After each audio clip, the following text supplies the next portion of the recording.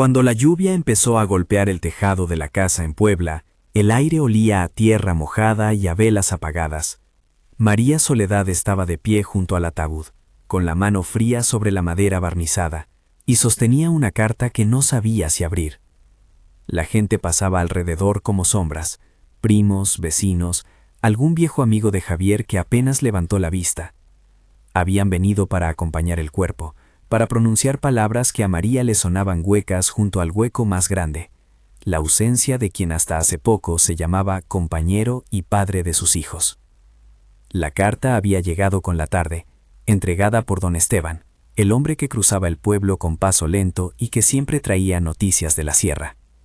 La guardó entre las manos cuando lo vio acercarse. Le explicó sin demasiadas vueltas que la hoja venía escrita con una caligrafía alargada, como si cada letra pesara décadas. Me dijo que te la entregara cuando no pudiera hacerlo él, murmuró don Esteban, con una voz que parecía pedir perdón por algo que no sabía explicar.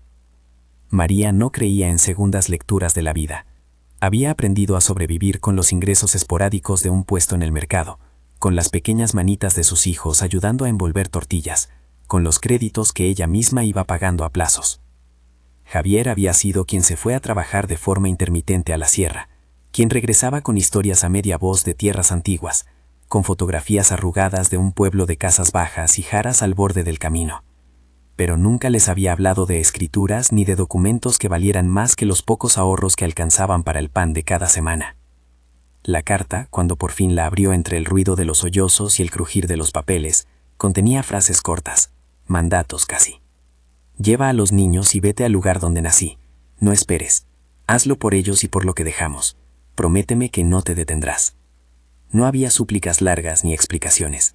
Su letra parecía la de alguien que había resumido la vida en una instrucción, una ruta marcada con tinta. En la primera línea, una palabra la atravesó como un puñal. Confía. No era una petición, era una exigencia con la suavidad de quien sabe que no habrá regreso. María sintió ese frío que no era del entierro, sino de la certeza de estar frente a un laberinto sin mapa. Sus hijos la miraban desde un rincón. Renata, la mayor, con 11 años que la obligaban a contener el llanto como si fuera algo adulto. Los gemelos Emilio y Sebastián, que se apoyaban uno en el otro sin entender por qué habían venido tantos hombres a la casa. Y Diego, el más chico, que preguntó con la simpleza de los 5 años, ¿vamos a la casa del señor que escribió la carta, mami? Las preguntas pesaban en la garganta de María. No tenía dinero para un funeral suntuoso, ni trabajo seguro, y la palabra mudanza le recordaba todo lo que no tenía. Un colchón menos, menos ropa, menos tiempo. Pero miró la letra de Javier y tuvo la certeza de que aquello no era solo un deseo póstumo. Había urgencia en esas frases, como si en la sierra hubiera algo que necesitara ser reclamado antes de que mano ajena lo borrara. Y si Javier le pedía a ella, pensó, tal vez había una forma de honrarlo. Tal vez la carta era la llave que la sacaría del asedio cotidiano. La decisión fue tomada esa misma noche, con las luces de la casa prestadas por las velas y el llanto amortiguado por los abrazos. Venderían aquello que pudieran, la mesa, la vieja estufa, algunos vestidos que ya no usaba. Un vecino ofreció 100 pesos por la cafetera. Otra vecina prometió cuidar a la perra hasta que volviera. María levantó la vista y sintió, por primera vez desde la muerte de Javier, que había una dirección hacia la que mirar. San Bartolomé. Un nombre que había oído en las historias que Javier contaba. Una comunidad zapoteca al pie de una sierra que olía a pino y a resina. Antes de salir, guardó la carta en el pecho, junto al corazón que le dolía por más motivos que la pérdida. Se despidió de la casa con las manos vacías de certezas, pero con la determinación que le nacía de ser madre sola. Por ustedes, susurró. Y sus hijos la rodearon como si supieran que en esa decisión se cosía algo más que un traslado de domicilio. Era la apuesta de una mujer sin recursos ni protección. Una apuesta con la única garantía que se puede permitir una mujer que no tiene otro respaldo que sí misma: el amor por sus hijos. Si esta historia te toca, dale like y cuéntame desde qué ciudad nos escuchas. Quédate hasta que termine la historia. Lo que sigue no es solo un relato. Es la forma en que una comunidad se enfrenta a lo que cree perder. El primer día de venta fue una mezcla de pena y pragmatismo. A la mañana vendió la mesa con las patas gastadas. Por la tarde entregó la cafetera, y con lo que quedó, compró pasajes para ella y los niños en una camioneta que iba rumbo a la sierra. La ciudad quedó atrás con sus anuncios de neón y sus bocinas. A cada kilómetro que se internaban, la carretera se estrechaba. Los camiones cedían paso a camionetas con cajas de madera. Y el aire se llenó de un perfume que María no olía desde la infancia. El humo leve de la leña y la humedad de los tajos. El viaje duró más de lo que ella esperaba. Paradas en pueblos con nombres que desconocía. Hombres que preguntaban por Javier como quien busca un amigo común. Y mujeres que ofrecían tortillas recién hechas a los niños. Renata miraba el paisaje con una madurez prematura, como si intentara memorizar cada curva para construir un mapa propio de regreso. Los gemelos dormían sobre sus piernas, exhaustos, y Diego canturreaba una canción que Javier solía improvisar, con una voz que ahora María recordaba más por el silencio que por la música. Al bajar de la camioneta en el camino de terracería que llevaba a San Bartolomé, María sintió que el peso de la carta le quemaba en el bolsillo. La casa que habían puesto como destino no era más que una choza baja, con muros de adobe que mostraban las huellas de manos y de tiempo. Un tejado de lámina, una viga encorvada y un pequeño patio donde algunos quejidos de plantas trataban de sobrevivir. Para alguien que venía de una ciudad con agua corriente y azulejos brillantes, aquello era un retroceso. Para alguien que buscaba raíces, era el inicio de algo que todavía no sabía cómo nombrar. El pueblo la recibió con miradas medidas.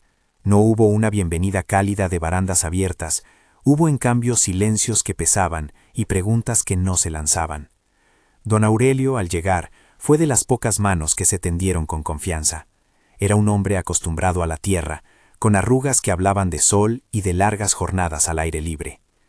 Lo miró a los ojos y sin mucha ceremonia dijo: «Si eres de Javier, entonces vienes a casa de los tuyos». Su voz no tenía dramatismos, solo la certeza tranquila de quien conoce el mapa de los lazos. Don Silverio, por el contrario, fue una sombra más fría, abarrotero del pueblo, hombre de zapatos lustrados y promesas envueltas en billetes que no siempre caían del todo. Su gesto al verla fue de una curiosa mezcla entre sorpresa y cálculo. «Llegan en mal momento», murmuró, mirando de reojo la carta que asomaba del bolsillo de María. No dijo más. Su silencio fue una primera señal de que en San Bartolomé no todo se compartía. Antes de que la noche cayera por completo, María registró la choza con las manos temblorosas. Buscó un sitio donde colocar las pocas cosas que había traído. Unas cobijas, los juguetes desgastados de los niños, una libreta con los dibujos de Renata. Fue entonces cuando notó la viga que parecía sostener la casa. Una pieza de madera vieja, llena de nudos y dibujos de insectos tallados por el tiempo. A simple vista no decía nada, pero el oído del pueblo escucha otro idioma en las maderas. Don Aurelio, que pasaba por ahí, la llamó con discreción y le señaló una fisura, apenas un surco. «Tu esposo dejó cosas ahí», dijo sin rodeos. Siempre dijo que algunos hombres dejan testigos en la casa que los vio nacer. No supo si lo decía para tranquilizarla o para recordar un pacto antiguo entre hombres y tierras. Lo que sí supo fue que su voz arrancó una chispa de curiosidad que había estado latente desde la lectura de la carta. Con la ayuda de don Aurelio movieron la viga. Encontraron, escondida en un hueco, una caja de metal con el borde oxidado. El corazón de María latió como si quisiera salirse del cuerpo. La caja tenía un cierre sencillo, y dentro, envuelto en tela, había un montón de papeles, fotografías con bordes amarillos, una libreta de tapas raídas con garabatos infantiles, y la pieza que hizo que se le nublara la vista, una escritura con sellos, casi ilegible por el tiempo, que mencionaba una extensión de tierra. 300 hectáreas decía una cifra que parecía más grande que la vida, y el nombre Javier Mendoza en la tinta desvanecida. El mundo pareció reducirse a ese rectángulo de papel. María pasó las manos por las letras como quien busca la forma de un paisaje en un mapa. No entendía de términos legales, pero adivinó la magnitud. 300 hectáreas. La palabra resonó como un tambor. ¿Qué se hace con eso? ¿Qué había hecho Javier, en su silencio intermitente, para que esa escritura durmiera dentro de una viga? ¿Y por qué ocultarla si era suya? Renata, con ojos que ya no le pertenecían solo a la niñez, se acercó y sostuvo una de las fotos. Era Javier de joven, con el rostro igual al que ella recordaba, pero más fino, con la mirada puesta hacia un horizonte que María todavía no alcanzaba a ver. Detrás de él, en la fotografía, se distinguen las serranías y algunas figuras mayores, rostros que parecían guardianes de algo antiguo. No había nombres escritos en el reverso, solo la tinta que el tiempo permitió conservar. La libreta infantil también contó una historia. Había dibujos de árboles, de manos trabajando la tierra, de una casa con un techo inclinado. Entre figuras hechas con lápiz, alguien había escrito palabras en zapoteco. María no supo leerlas. Don Aurelio, con el respeto de quien no quiere perder matices culturales, las tradujo a grandes rasgos. Lugar del monte, tierra de antes. No hubo detalle exacto, solo la sensación de que lo que estaban viendo era la memoria de un pueblo y la pertenencia de una familia a algo más viejo que ellos mismos. La noticia de la escritura corrió como semilla en viento. Don Silverio, cuando supo, no lo ocultó. Su rostro, que antes mostraba un frío calculador, se tensó con la rapidez de quien ve un rebaño en el horizonte. No tardaron en llegar murmullos. Eso vale mucho. Con 300 hectáreas se puede hacer de todo. No es el mejor momento para pelear. Y detrás del rumor, siempre, un nombre que volvía como sombra. Próspero Salazar, terrateniente de tierras contiguas, hombre de la ciudad y de tratos que olían a contratos. Su figura, si bien no apareció en la casa, se insinuaba en la tensión que crecían como hiedras cerca de la viga abierta. Para María, lo que empezó como una obediencia al pedido de la carta, se transformó en una responsabilidad que no esperaba. La escritura podía ser la salvación o la condena. Con los papeles entre las manos, por primera vez se vio no solo como una viuda con 4 hijos, sino como la heredera de un expediente que podía cambiar el curso de su vida y de todo San Bartolomé. Esa noche, mientras los niños dormían exhaustos por la jornada, María no pegó ojo. Las sombras de la choza le traían voces, la de Javier en algunas memorias, la de don Esteban con su paso lento, la de don Aurelio con su calma, y la de los murmullos del pueblo que ya marcaban bandos. Pensó entonces en el registro agrario, en la necesidad de poner su nombre sobre la escritura, en los abogados de ciudad, con palabras molidas y sonrisas vacías. Pensó en la posibilidad de que alguien llegara para decirle que aquello no tenía valor, o que había sido inscrito a nombre de otros hacía generaciones. Pensó en Próspero, y en lo que su interés podría provocar. Al amanecer, María sentó a sus hijos alrededor del fogón, y les dijo con voz que trató de hacer firme: «Vamos a quedarnos, vamos a ver qué es esto que dejó su padre, vamos a hacer lo que él pidió». No ofreció promesas de dinero ni de grandezas, solo la promesa de que, mientras ella tuviera fuerzas, no permitiría que nada ni nadie los echara de un territorio que ahora parecía reclamarlos. Poco después de esa conversación, el primer visitante inesperado tocó a la puerta. No era un vecino, era un joven con traje mal ajustado y una libreta en la mano. Se presentó con compostura templada. «Me enviaron de parte de unos interesados en estas tierras. Mi nombre es Heriberto», dijo. Su mirada buscó sin disimulo la caja vacía sobre la mesa, el papel doblado junto al tazón. «No queremos problemas», añadió con una sonrisa que no alcanzó los ojos. «Solo una solución amistosa». La presencia de Heriberto aceleró las incertidumbres. No habló en voz alta del nombre de Próspero, pero su tono, su forma de medir las palabras, dejó claro que había una oferta en el aire. Dinero, cómoda y rápida, para que quien tuviera una escritura no ejerciera sus derechos. La forma elegante de la propuesta era fácil de traducir en la boca del pueblo: «Véndelo y no habrá problemas». La frase flotó en el patio y se quedó suspendida, como una nube negra a punto de descargar. María respondió con prudencia. No era experta en documentos ni en el manejo de tratos con hombres de traje, pero había aprendido una virtud que las circunstancias forjan: la intuición de madre. Miró a Heriberto y sintió una mezcla de rechazo y curiosidad. «No vendemos lo que no es nuestro, para que otros tengan la paz por encima de la justicia», dijo con la voz baja, pero con la firmeza de quien no va a ceder sin medir el precio. No sabía si eso era lo mejor, pero sabía que no podía dejar que un ofrecimiento barato decidiera el destino de sus hijos. Heriberto se fue con más sonrisas que respuestas, y la despedida dejó el ambiente marcado. Sus palabras circularon por la plaza como un aviso. Algunos vecinos que hasta entonces habían guardado silencio, se acercaron con comentarios que no prometían apoyo incondicional. Don Silverio insinuó que María haría bien en pensar en su seguridad. Otros, más mudos, miraban con recelo la caja vacía que hasta hacía poco había contenido la escritura. En los días siguientes, la vida en San Bartolomé se apendía a pulso. María descubrió horarios, costumbres y nombres. Aprendió a cocinar con leña y a recorrer el río donde las mujeres lavaban con canciones a media voz. Sus hijos encontraron lugares para trepar, y Renata halló una escuela donde la maestra, una mujer de cejas fuertes, la recibió con la esperanza de que la niña transformara su pérdida en ganas de aprender. Los hombres del pueblo, incluidos algunos que trabajaban la tierra para Próspero, la miraban con cautela, como quien no quiere comprometerse y prefiere observar. La escritura, sin embargo, era un imán que arrastraba muchas manos. Un día, al volver del mercado, María encontró una carta clavada en la puerta de la choza. Era una hoja sin sello, con la advertencia simple: no te metas con lo que no conoces. Firmado, de forma anónima, como si la sospecha fuera suficiente para amedrentar. El miedo que la carta buscaba sembrar no fue inmediato, más bien plantó preguntas. ¿Quién había dejado el mensaje? ¿Qué tan lejos llegaban las manos que deseaban esas tierras? No hubo respuesta clara. Don Aurelio aconsejó calma. El miedo se enfrenta con testigos, dijo. Si hay voces que hablan, nadie puede imponerse sin que se sepa. Sus palabras resonaron en María con la fuerza de un plan elemental. Reunir pruebas, hablar con el registro, convocar a quienes recordaran los pasos del pasado. Pero esos pasos no eran sencillos. Requerían tiempo, recursos y la valentía de quienes, años atrás, habían preferido callar ante hombres como Próspero y sus representantes.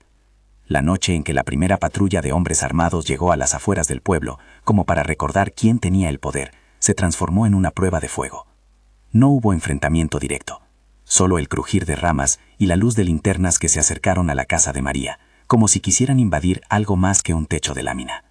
El silencio fue la primera arma. Nadie gritó, nadie lanzó amenazas, solo pasos calculados y la presencia de quien pretende amedrentar. Los niños, acurrucados bajo mantas, sintieron el temblor de la tierra y la respiración contenida de María.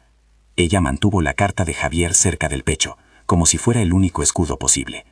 Cuando los hombres se fueron, dejando atrás un rastro de polvo y la sensación de que algo más podía venir, María supo que la decisión tomada en Puebla se había convertido en un acto público. No tenía opción de retroceder sin perder nombre y memoria. La viga que había guardado la caja ya no era solo un escondite, era la prueba visible de una historia que ahora la obligaba a levantarse. A la mañana siguiente, llegó al pueblo un hombre con un vehículo que mostraba placas de la ciudad. No se presentó con palabras amables. Sus modales eran los de alguien que está acostumbrado a que las puertas se abran con cuentas y promesas. Dijo llamarse Rubén Velasco, y que venía, en su condición de presidente del comisariado, a ver el estado de la situación. Su presencia generó una mezcla de alivio y desconfianza. La figura del comisariado podía inclinar la balanza, pero también podía ser cómplice de viejas redes. Rubén escuchó con calma la historia que María contó. La carta, la caja, la escritura. No prometió nada inmediato. Pidió tiempo para revisar documentos y convocar a una asamblea. Esto no se resuelve en una tarde, dijo, y su tono era el de quien conoce la burocracia y la política de los pueblos. Don Aurelio le dio la confianza que no entregó a los forasteros. Rubén, sin embargo, no escondió una preocupación que a ojos de María tenía la forma de una advertencia contenida, que tejían una red de pertenencia. Una vecina, con la voz quebrada por la edad, dijo que había visto a Javier con su padre plantando un árbol cerca de la cumbre. Otro que recordaba a la familia Mendoza como gente que cuidaba el ganado en tiempos de sequía. Todas esas voces eran brújulas que poco a poco delineaban un mapa de lo que la escritura podía representar. María las fue guardando en su memoria como quien ata los cabos de una cuerda. Sabía que cuando llegara a la asamblea necesitaba más que anécdotas, necesitaba pruebas tangibles y la valentía de quienes hasta entonces preferían mirar hacia otro lado. Pero en el aire, como un aviso que no dejaba de sonar, estaba la figura de Próspero. Desde la ciudad se movían hombres con traje, emisarios que no hablaban de tierra, sino de proyectos, de inversión, de modernización y mejoras que siempre terminaban en el mismo lugar, menos control para los de abajo y más beneficios para los de arriba. La escritura que María había encontrado era una pieza que podía neutralizar o catalizar aquellos planes. Ella lo comprendía lo suficiente como para saber que el silencio, ante hombres así, era cómplice. Una tarde, mientras organizaba los papeles en la mesa del fogón, sintió que alguien la observaba desde la calle. Al asomarse, vio a don Silverio con un recado enrollado en la mano. «No hagas enemigos por lo que aún no entiendes», dijo, con la voz afilada de quien ya ha probado las aguas turbias de los negocios. No ofreció soluciones, solo un presagio. El recado fue el preámbulo de lo que vendría, la elección entre negociar con miradas de recompensa o enfrentar la tempestad. Antes de que la asamblea pudiera celebrarse, María recibió una visita que la dejó sin aliento. Era una de las viejas del pueblo, una mujer que había trabajado cosiendo mantas y que tenía ojos que no mentían. Llegó con un testimonio que abrió la puerta a otra historia. Detrás de las tierras que ahora aparecían en la escritura de Javier, había historias de desplazamientos, de contratos firmados en la oscuridad, de acuerdos que dejaron familias sin pan. Su voz, al contar, no acusaba a nadie sin pruebas, pero dejó en la plaza una certeza que pesaba más que cualquier documento. La tierra tenía memoria. María, con la escritura entre las manos, entendió entonces que su llegada no era casual.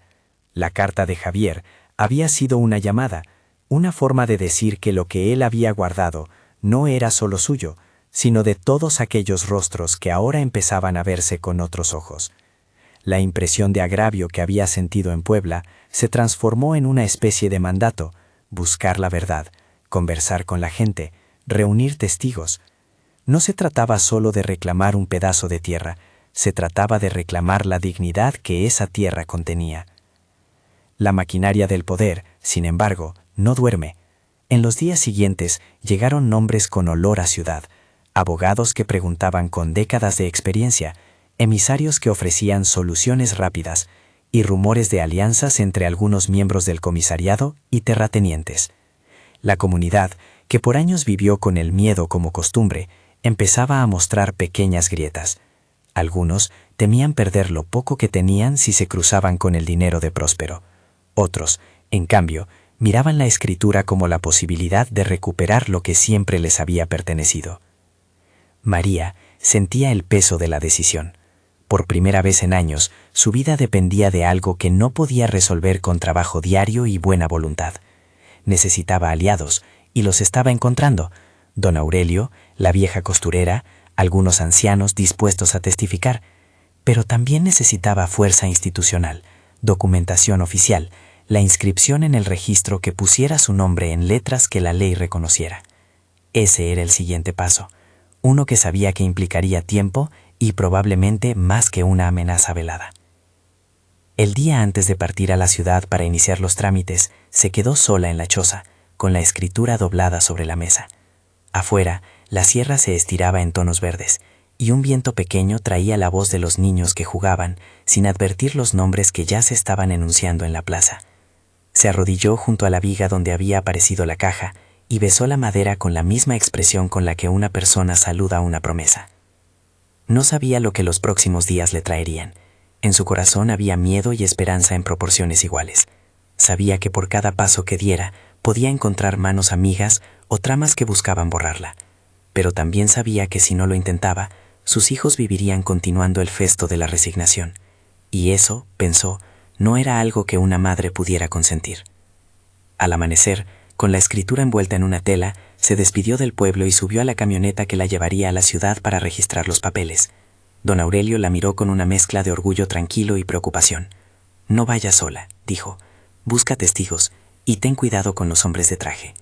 Sus palabras eran simples, pero llenas de una sabiduría que no admitía atajos. La carretera de regreso la recibió con más polvo y un viento que parecía intentar despegar sus miedos. A cada kilómetro que se alejaba, sentía que movía fichas en un tablero que no conocía del todo. Y mientras avanzaba, un pensamiento recorría su mente con la insistencia de una campana. Si aquello que llevaba entre manos era verdad, el mundo de María y el de sus hijos estaba por cambiar para siempre. Pero no sabía aún si ese cambio sería para bien o para exponerlos a peligros que todavía no imaginaba. En la ciudad, los pasillos del registro agrario olían a papel y a aceite. El funcionario que la atendió la miró con distancia profesional. Necesitaremos verificar la autenticidad, fechas, sellos, dijo sin prisa. No lo dijo con malicia, solo con el ritmo burocrático que hace que la espera se vuelva un rito. María entregó la escritura. Al hacerlo, sintió que cada sello que demandaban era como un paso más hacia la posibilidad de pertenecer. Mientras el funcionario solicitaba fotocopias, comprobantes y firmas, una sombra se movía fuera del edificio.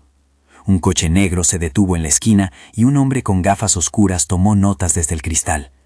No hizo ningún movimiento público, pero su presencia fue suficiente para que María, que ya se sentía expuesta, comprendiera que su gestión despertaba más interés del que ella imaginaba.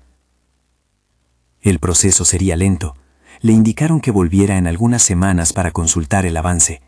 Le recomendaron asesoría legal, que buscaran legitimidad y firmas de quienes conocían a Javier como hijo del lugar. Le dieron formularios y listas con papeles, con el lenguaje frío que hacía parecer cualquier esperanza como algo que debía ser trabajado hasta desgastarlo. Cuando regresó a San Bartolomé, la noche la recibió otra vez con los mismos olores. La viga, la caja, los rostros empezaban a transformarse en una historia que ya no podía ser contenida en su pecho. La charla en la tienda del abarroterío, don Silverio seguía siendo frío, Rubén prometía cautela, se calentó con la presencia de forasteros y la certeza de que el remolino había comenzado. Esa misma semana, un incendio se declaró en una de las laderas cercanas al pueblo. No fue un incendio masivo, pero lo suficiente para prender la alarma en la comunidad. Las llamas no alcanzaron las casas, pero dejaron el paisaje chamuscado y la sospecha en el aire. No es natural, murmuró un anciano al ver los restos. Alguien encendió la puerta de un lugar que querían borrar. Las coincidencias empezaron a sumar un mapa, presencia de hombres de traje, ofertas de compra, un incendio en la sierra y una escritura que acreditaba la propiedad de grandes hectáreas. María, con la escritura en el baúl de la casa, empezó a notar que su vida se movía entre la necesidad de demostrar legalmente lo que la papelera decía y la urgencia de proteger a su familia de quienes preferían la soledad del silencio para imponer sus deseos. No era una lucha individual, se dijo. Era el lugar donde la memoria de muchos se cruzaba con la ambición de unos pocos. En la plaza, la gente empezó a hablar, algunos con temor, otros con decisión. Voces que antes se refractaban en la timidez, ahora buscaban expresión. Había que prepararse para la asamblea, para la posibilidad de que la comunidad hablara al unísono. Había que reunir testigos, ordenar papeles y también cuidar la choza donde los niños dormían. Esa noche, mientras las pequeñas manos dormían y la luna dibujaba un blanco tenue sobre el adobe, María miró la carta otra vez. Acarició la letra de Javier como quien busca la confirmación de un camino. La frase que más le quedó fue una que había leído con prisa la tarde del entierro. No esperes. No sabía si fue la urgencia del hombre que ya no la vería tomar decisiones, o la certeza de que cuando la tierra llama, no hay tiempo para dudar. Pero lo que sí supo fue que esa instrucción la ponía a prueba de manera brutal. Seguir o renunciar. Y renunciar, pensó, sería traicionar la memoria y la promesa hecha en tinta. El amanecer la encontró despierta otra vez, con la determinación y el cansancio pegados a la piel. Los pasos de la comunidad empezaban a alinearse en torno a su figura, y aunque no todos estaban con ella, había suficientes manos listas para sostener la palabra que la escritura representaba. El peligro, sin embargo, no esperaba. Llegó en la forma de un mensaje formal que apareció pegado en la puerta del comisariado.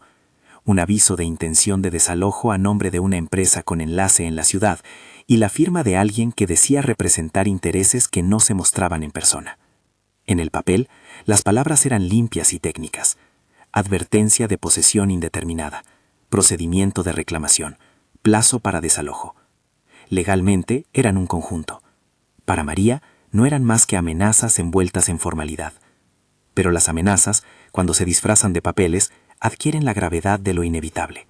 La comunidad, que ya respiraba con la tensión de la escritura encontrada, ahora tuvo frente a sí la figura concreta de que algo o alguien pretendía arrebatarles lo que aún no habían celebrado. El reloj empezó a correr con más ruido. La asamblea prometida se acercaba, y con ella la necesidad de que voces que habían callado por tanto tiempo se atrevieran a hablar. María, en medio de ese torbellino, se sintió por primera vez no solo como la receptora de la carta, sino como una pieza central de algo mayor. Si defendía la escritura, defendería no solo un papel, sino la memoria de un pueblo que empezaba a recobrar su historia. Si retrocedía, alimentaría el miedo que había gobernado por años. Con la escritura envuelta de nuevo y la libreta infantil en el bolsillo, se preparó para salir a la plaza. Iba a hablar. Iba a pedir que se contaran historias, que se manifestara la verdad. Iba a convocar a quienes miraban desde las sombras. Sabía que al hacerlo, el enfrentamiento podía escalar. Sabía que en ese preciso punto, cada palabra que pronunciaría tendría peso, y que la presión que había sentido desde la carta se convertiría en algo que no podía medir. Al llegar a la plaza, la gente ya estaba reunida. Algunos rostros firmes, otros dudosos, algunos casi irreconocibles por la mezcla de miedo y decisión. En el centro, María se adelantó con la escritura envuelta en sus manos. Al abrir la boca para contar lo que había descubierto en la viga, la humedad del aire se condensó en silencio, como si todos esperaran que sus palabras fueran la chispa que encendiera aquello que hasta entonces había sido rumor. En ese instante, la figura de un hombre apareció en el borde de la asamblea, un emisario de la ciudad con un sobre en la mano. Dijo en voz alta que venía en nombre de inversionistas interesados en el territorio y que ofrecía una solución que evitaría pleitos largos. La oferta parecía tolerante en las palabras, pero tras ellas se escondía la amenaza que ya habían aprendido a reconocer. María vio a don Aurelio apretar los puños, vio a la vieja costurera mirar al horizonte con ojos que no cedían, vio en la multitud algo que no había sentido desde que llegó, el pulso de la gente que a pesar del miedo empieza a reconocerse como colectividad. La tensión subió como una marea, y en el momento en que el emisario abrió el sobre para mostrar lo que traía, alguien desde la multitud gritó: «¡Que hable el que tenga pruebas!». Y la voz, aunque fue desesperada, tenía la firmeza de quien ya no quiere dejar que otros dicten su destino. La sorpresa fue que en ese mismo instante un testigo apareció de la nada. Un antiguo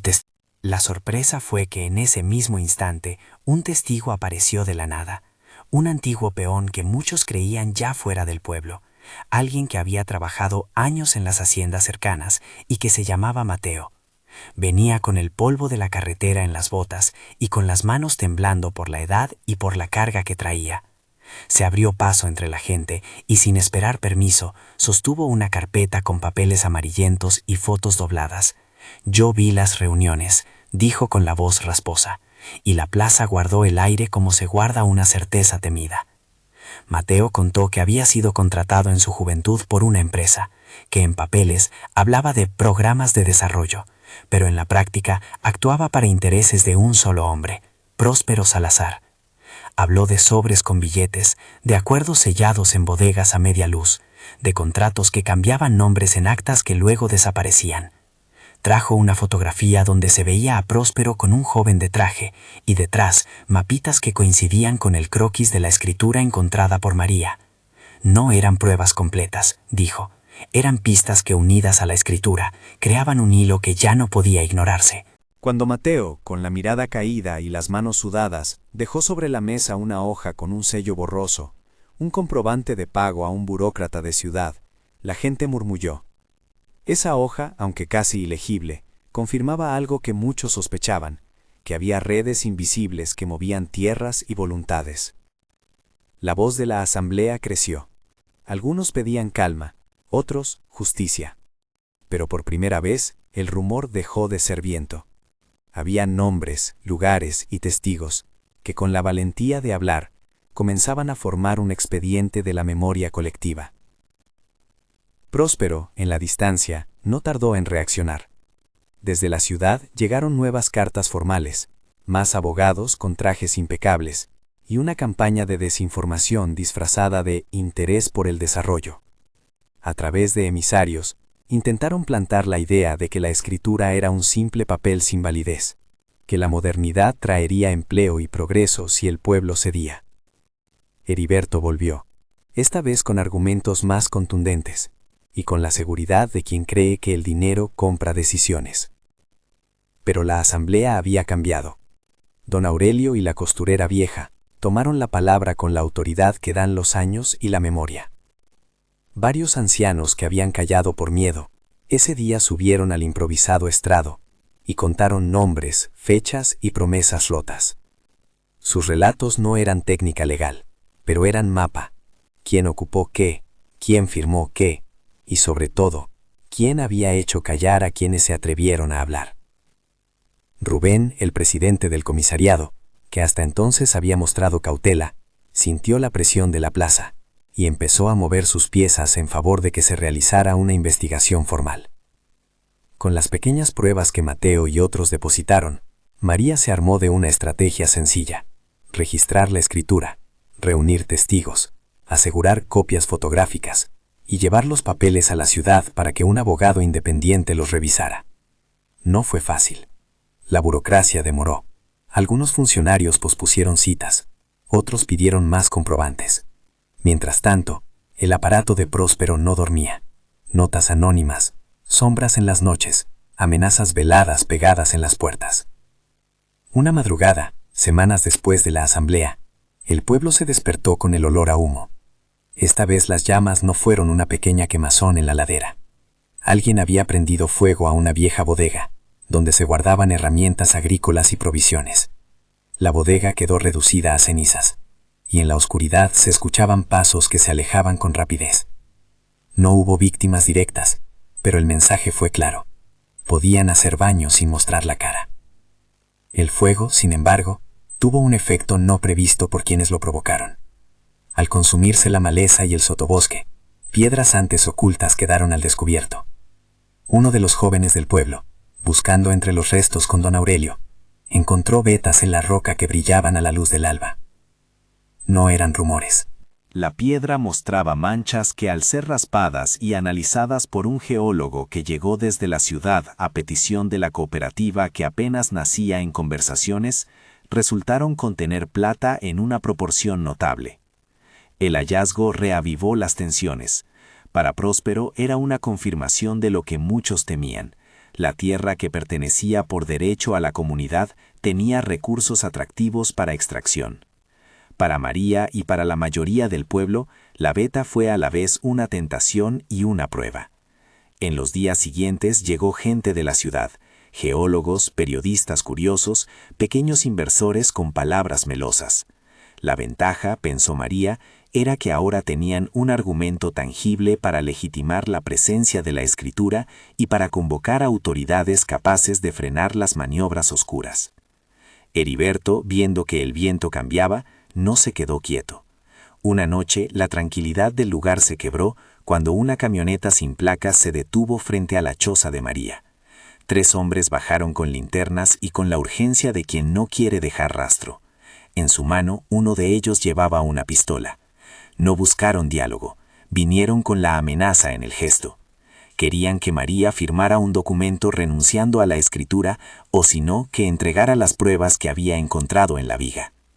En el patio, con los niños dormidos en el interior, María tomó la carta de Javier y la sostuvo como quien apoya una cruz. Su corazón se apretó, pero no reculó. Antes de que la tensión estallara en violencia, la vecindad reaccionó. Don Aurelio, acompañado de algunos hombres que hasta entonces habían ocultado sus resentimientos por miedo, apareció con palos y con gritos que llamaron a la gente del pueblo. No fue un encuentro de manos vacías, fue un salto colectivo, una red de cuerpos dispuestos a proteger lo que consideraban suyo. Los hombres armados, al ver que la comunidad no estaba sola, retrocedieron. En la confusión, uno de ellos cayó, y al huir dejó la pistola en el suelo. Heriberto trató de huir también, pero fue reconocido por un antiguo peón que había trabajado para Próspero y que, por azares de la vida, estaba presente. La subida de adrenalina produjo una reacción inesperada. Los vecinos lo retuvieron hasta que llegaron los primeros patrulleros. No fue una detención perfecta. Hubo insultos, empujones y miedo, pero también la sensación de que algo había cambiado. La gente ya no iba a llorar en silencio. La prensa local, que hasta entonces había ignorado la disputa, empezó a cubrir la noticia. Cámaras y micrófonos llegaron a San Bartolomé, y con ellos preguntas que nadie se atrevió a formular antes. ¿Quién representaba realmente los intereses de la comunidad? ¿Por qué fuerzas extrañas se habían movido en la sombra? Las fotos de Heriberto detenido recorrieron redes y despertaron la atención de un reportero que hacía investigación sobre redes de apropiación de tierras en la región. Su trabajo fue decisivo. La publicación de un reportaje con entrevistas y documentos provocó que algunas oficinas de la ciudad se vieran obligadas a revisar antiguos expedientes. El proceso judicial, cuando comenzó, fue lento y áspero. Heriberto declaró bajo presión. Sus palabras, entrecortadas, señalaron nombres, fechas y métodos. Habló de pagos, de llamadas que ordenaban resolver problemas y de reuniones en las que se hablaba de incendiar terrenos para obligar a la gente a vender. Sus declaraciones permitieron abrir una línea de investigación que alcanzó hasta los contactos de Próspero. Los abogados del terrateniente, hábiles y caros, intentaron minimizar y desacreditar los testimonios. Ofrecieron acuerdos, propusieron conciliaciones y en algún momento incluso intentaron pagar a líderes para que cambiaran su versión. Pero la evidencia acumulada, la escritura, las fotos, los pagos, las declaraciones y el hallazgo de la veta formó un cuadro que ya no podía ocultarse con simples habeas legales. Hubo resistencias dentro del pueblo. Don Silverio, el abarrotero que tantos intereses cruzaba, trató de mantener distancia. Se negó a firmar algunas actas y sus palabras, prudentes, oscilaron entre el cálculo y el temor. Sin embargo, la presión de la plaza y el empuje de las mujeres del pueblo, madres que, como María, habían decidido no ceder, fueron determinantes para que muchas voces que antes callaban comenzaran a presentarse como testigos. En audiencias públicas, ancianos hablaron de títulos antiguos, mujeres describieron amenazas que habían vivido. El tribunal escuchó, y la magnitud del caso empezó a dejar de ser un ruido para convertirse en una causa. Próspero, en su mundo de oficinas y colaboradores, intentó blindarse, contrató a abogados de renombre, movió influencias, amenazó con demandas por difamación, pero la filtración de documentos en poder de periodistas obligó a la fiscalía a tomar cartas en el asunto. Un operativo en la ciudad culminó con el arresto de uno de sus hombres de confianza y finalmente con la captura preventiva de Próspero en un hotel donde intentaba preparar su defensa. La noticia explotó en los medios. El terrateniente, que una vez parecía intocable, fue esposado. Para María, la imagen resonó como la confirmación de que la unión del pueblo y la persistencia de algunos podía torcer la suerte. El juicio fue un espectáculo de piezas y contradicciones. Los defensores de Próspero intentaron convertir todo en una disputa de intereses empresariales. Los fiscales presentaron una cadena de testimonios y documentos que vinculaban al empresario con la financiación de acciones ilegales, pagos a funcionarios, intimidación a testigos y coordinación de incendios. Hubo momentos duros, amenazas veladas a quienes hablaban, presiones económicas para comprar silencios y episodios de miedo que trajeron noches sin dormir. Pero el corazón de la causa latía en la plaza, en las manos que recogían firmas y en las mujeres que, con voz firme, contaban cómo la tierra había sido arrancada a sus abuelos. Cuando el veredicto llegó, muchos sintieron que la justicia no siempre es perfecta, pero que la comunidad había logrado algo que, hasta hace poco, parecía imposible. Próspero fue encontrado responsable de varios delitos relacionados con usurpación y coacción. La sentencia, discutida y apelada, marcó un antes y un después. Es importante decir que los procesos legales continuaron y que en la vida real los pleitos son largos y a veces inciertos. En este pueblo, sin embargo, el arresto y la exposición pública generaron un cambio palpable. Las manos oscuras ya no podían moverse con la misma impunidad. El dinero de la reparación, parte proveniente de multas, parte de acuerdos judiciales y otro tanto de iniciativas públicas que se generaron tras la visibilidad mediática, no fue repartido como en un saco al azar. María y un comité creado por la comunidad decidieron que los recursos debían invertirse pensando en el largo plazo. Así nació la idea de una cooperativa, un proyecto gestionado por el pueblo para explotar las vetas de plata de forma responsable, con normas claras de reforestación, protección del agua y participación equitativa. La plata dejaría de ser la manzana de la discordia para convertirse en la palanca de su autonomía. La cooperativa no fue fácil de construir. Hubo discusiones, acusaciones de oportunismo, debates sobre técnicas de extracción y sobre quién sería responsable de la vigilancia ambiental. Se organizaron cursos con especialistas que enseñaron a evitar técnicas destructivas y a recuperar áreas quemadas. Se plantaron árboles en las laderas chamuscadas, se creó un plan de manejo del agua y se habilitó un pequeño taller donde los jóvenes aprendieron oficios relacionados con la minería responsable y con la metalurgia artesanal.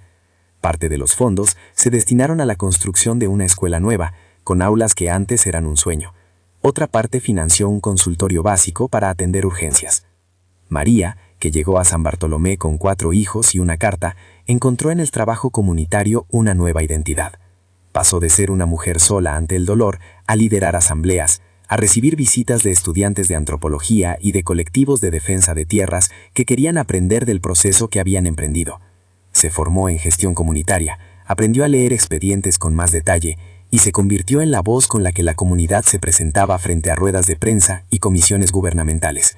No buscó fama, buscó garantías de que sus hijos tendrían una vida menos marcada por la precariedad. Los días de reconstrucción trajeron rituales de los que no se habló como tales, sino que emergieron como prácticas. Un encuentro semanal en el fogón donde se repartían noticias, una guardia nocturna organizada por vecinos que se turnaban para vigilar el monte, y un consejo de mujeres que manejaba las finanzas de la cooperativa con mano firme y transparente. La escuela abrió sus puertas con la maestra de cejas fuertes que había recibido a Renata. Los niños, que al principio eran más sombras que risas, empezaron a aprender zapoteco en clases que recogían palabras sencillas, nombres del monte, plantas y los colores del río. Renata, que heredó de su padre la mirada alerta, se convirtió en la estudiante que mejor comprendía la historia de la tierra. El hallazgo de la veta de plata, que en un principio inspiró temor por el riesgo de nuevas apropiaciones, se transformó en la base material para proyectos sostenibles, becas para jóvenes, una biblioteca pequeña con libros donados y un fondo de emergencia para familias en situaciones críticas. La cooperativa estableció acuerdos con universidades para monitoreo ambiental y con artesanos para crear una marca de joyería que reflejara la memoria del lugar, vendida con transparencia en mercados aliados. Se decidió que una porción de las ganancias se dedicaría a reforestar la sierra y a restaurar cañadas gravemente afectadas por las quemas.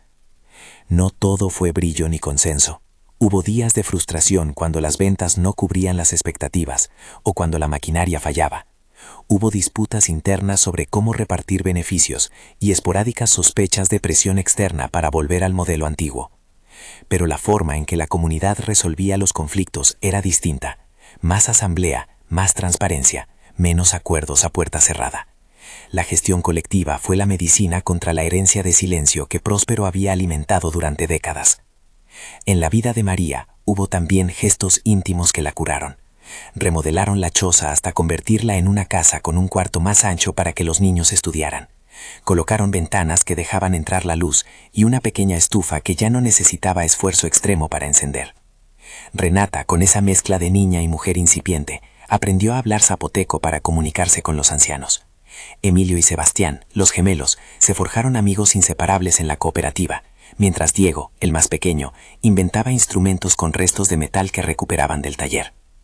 Hubo una ceremonia para inaugurar la escuela. No fue una fiesta ostentosa, fue un día de llantos contenidos, de manos en la tierra y de palabras que agradecían a tantos que, desde distintos puntos, aportaron. Abogados que trabajaron sin cobrar, periodistas que pusieron el foco y vecinos que con su testimonio dieron la cuerda para que la justicia avanzara. María, en el centro del fogón, sintió el peso de la carta que una vez le ordenó no esperar. La obediencia a esa nota ya no era sumisión, era legado. Con la calma que da el trabajo bien hecho, llegó el día en que María decidió visitar la tumba de Javier acompañada de sus hijos. Había flores, sí, pero también promesas renovadas. Pusieron junto a la lápida una pequeña placa con palabras sencillas. Aquí sembró la semilla que creció. María habló en voz baja, no para pedir instrucción, sino para cerrar un ciclo. Dijo que su llegada a la sierra había sido la decisión que cambió sus vidas, que la fuerza de una carta fue el empujón, pero que la verdadera transformación vino del pueblo. Habló de lo mucho que habían perdido y de lo mucho que habían ganado, memoria, dignidad y un proyecto común. Mientras regresaban al pueblo, una mariposa monarca se posó en la tumba. No fue un milagro, fue un detalle de la naturaleza que cobró sentido simbólico en la mirada de quienes la observaron. Para Renata, la mariposa fue la imagen de la libertad recuperada. Para María, fue un diminuto puente entre lo que fue y lo que sería. Se quedaron un rato más, y mientras el sol caía, la comunidad se acercó al fogón para compartir pan e historias. Se habló de futuros, la apertura de talleres, el intercambio con otras comunidades que defendían tierras, la creación de un fondo solidario para emergencias. Se tejieron planes y se nombraron responsables. Se plantó un árbol junto a la escuela en memoria de quienes habían levantado la voz. Con el paso del tiempo, San Bartolomé cambió de manera visible. Caminos reparados, huertos comunitarios, el murmullo constante de niñas y niños que ya no temían marchas nocturnas.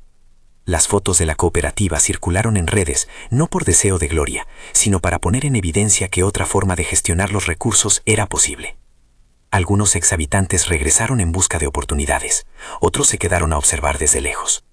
El relato de la mujer que obedeció una carta y que logró transformar el envite en acción se difundió como ejemplo de que la memoria de la tierra no muere si hay quien la recuerde. María enfrentó también heridas que no se cierran del todo, noches en las que el recuerdo de los hombres armados volvía con fuerza, momentos de duda cuando alguna decisión parecía insuficiente, discusiones con Rubén y con otros que demostraron que la democracia local no es un regalo, sino un trabajo. Pero en cada conflicto menor había mecanismos para resolverlo, asambleas abiertas, conciliaciones públicas y la convicción de que nadie más que ellos mismos podría decir qué hacer con su herencia. Los abogados que acompañaron el caso enseñaron a la comunidad a registrar actas, a conservar pruebas, a hacer valer garantías. Hubo viajes a la capital para gestionar apoyos técnicos y una alianza con una universidad que proyectó un estudio de impacto ambiental y social. La prensa que al principio llegó por el escándalo, ahora volvía por la historia. Una comunidad que, con problemas y contradicciones, había decidido quedarse para construir su propio futuro. En el terreno personal, la transformación fue profunda. María se encontró a sí misma dando charlas, recibiendo delegaciones y hablando en foros provinciales sobre la defensa del territorio. No lo hizo por protagonismo, sino porque su voz, nacida de la necesidad y de la prueba, servía de puente para otras mujeres que, como ella, no querían ceder ante poderes concentrados. Sus hijos crecieron entre el deber de aprender y la alegría de vivir en un lugar que les enseñaba a nombrar la tierra con orgullo. Una noche, muchos años después de la carta, María se sentó frente al fogón con la libreta de Renata en las manos. La hoja donde la niña había dibujado los árboles estaba ahora enmarcada y colgada en la pared de la escuela como testimonio de que la memoria se cuida. Miró las letras de Javier, que había guardado como reliquia. Sus ojos recorrieron la tinta y, sin dramatismos, comprendió que la presión que una vez le había parecido un mandato duro y sin alternativas fue el detonante que permitió abrir un camino que otros no se hubieran atrevido a tomar.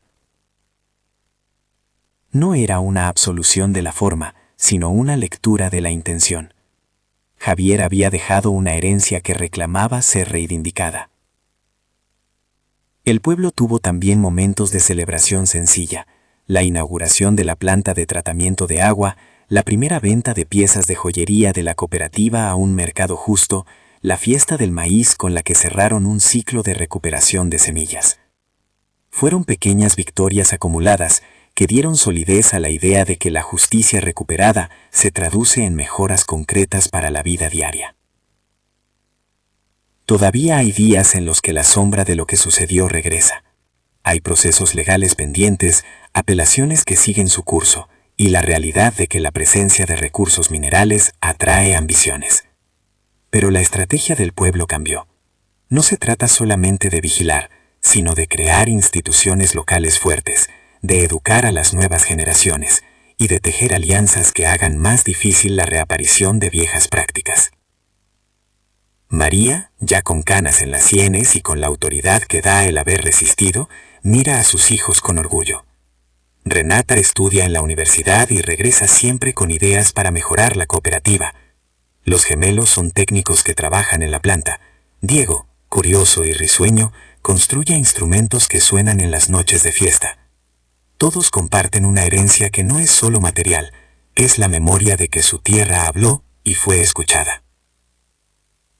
Al cerrar el relato, la imagen que queda es la de una comunidad alrededor de un fogón. Las voces hablan en turnos, hay risas, se recuerdan a quienes faltan, se cuentan las lecciones. La carta de Javier sigue guardada, no como un mandato que oprime, sino como el punto de partida de una historia en la que una madre sola eligió no rendirse.